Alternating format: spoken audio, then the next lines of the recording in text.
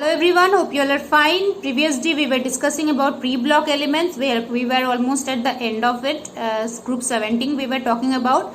I said that you have interhalogen compounds and their structures like ClF3, IF7, then BRF5, and I hope you all can know, you all can remember the determining of the structure from the VSEP theory.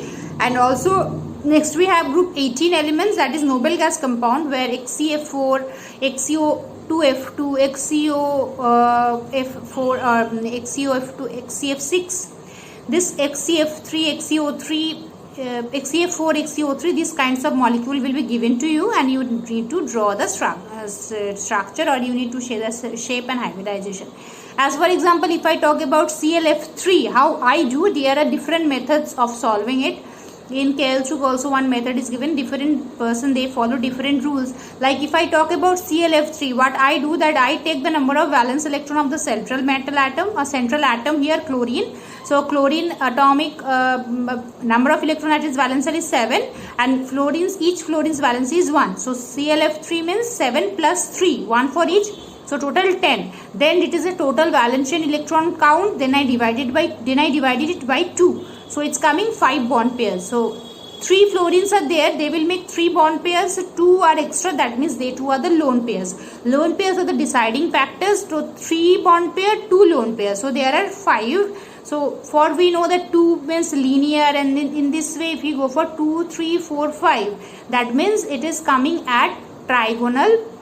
sp3 hybridization is coming sp3d, it's hybridization. But as there are 2 lone pairs, so ClF3 will have T-shaped, will not write that exact shape of that trigonal bipyramid, will not write that, TBP will not write, we will write T-shaped. Similarly, if you go for IF7, it will be pentagonal bipyramidal. So this is the way how I calculate. In case of XCO3, you will have Xc means noble gas, 8 electron at its valence shell, and each oxygen valency 2. So 8 plus T to the 6, 8 plus 6. There we have 14 by 2, 7. But here 3 will be cancelled because of oxygen will form a sigma bond and a pi bond. So pi bond pair will not be accepted, or will not be contributing towards the structure. So if we have 7 total bond pairs, out of this there will be 3 pi bond pair and 4 sigma bond pair, and out of that 3 sigma bond pair and 1 lone pair. So the number will be 4, that is sp3.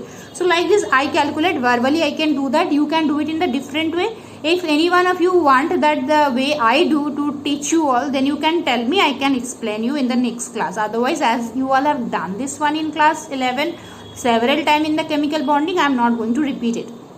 Group 17 we have discussed, the syllabus is much reduced now.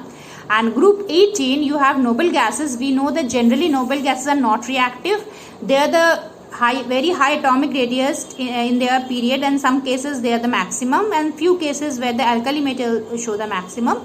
And down a group the atomic radius increases, and due to their complete valence shell they have so high atomic radius, higher among all the elements, higher among almost all the elements in their own periods, due to the repulsive force of their complete valence shell. And down a group of course it increases due to increasing number of shell. Noble gases are capable of forming a type of compound known as clathrates or cage-like compounds, where they get trapped in the crystal lattice of many organic and inorganic substances. And they generally, the noble gases like argon, krypton, xenon, they are only capable of forming clathrates, because helium and neon, their atomic radius being very small, they cannot get trapped in the cage or the radius of their cage of those inorganic or organic crystal lattice, so they cannot form the clathrates. Some noble gases, like as we were already talking about the shapes and the structure, and in class 11 also you all have done shapes of zephyr and xenon compounds.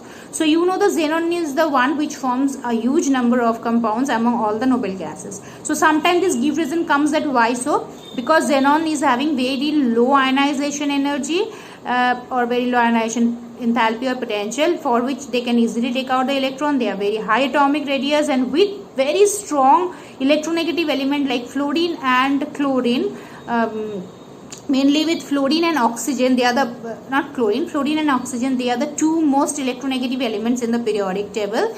Due to the very strong electronegativity of the elements with which it is reacting and the very low IP and very high atomic radius, or very low IE and very high atomic radius, xenon can form number of compounds with different noble gases, with fluorine and oxygen. So the criteria has to be matching, like it has to be very strong electronegative element and then the radius will be high. So that's about the noble gases certain properties which generally come in the examination. We have done that why halogens are less reactive or interhalogen compounds are more reactive than halogen. This part also we have done. So we have almost end of the P block elements, and G and F block element is there in the not there in the half yearly part. It's there in the post half yearly part in the selection test section maybe. So I'll be discussing certain question answers, and if you have some ideas, or if you want to you want me to teach something, or you want me to explain something from any part, you can tell me. You can send me mail. I can start discussion on that, or I can discuss certain question answers from these chapters which we have done already. So see you in the next class. Till then, take care and bye, and just tell me if you want to know something, or if you want me to repeat any part. Okay, bye. See you in the next class.